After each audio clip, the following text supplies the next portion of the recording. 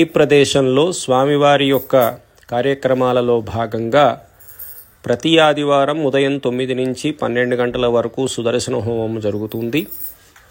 అటువంటి యొక్క సుదర్శన హోమం సంవత్సరం పాటు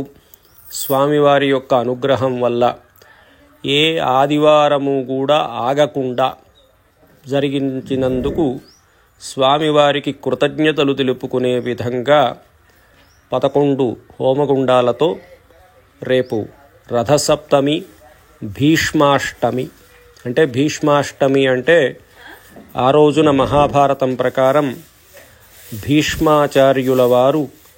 శ్రీకృష్ణుల వారిని దర్శిస్తూ విష్ణు సహస్రనామం చెప్పినటువంటి యొక్క రోజు.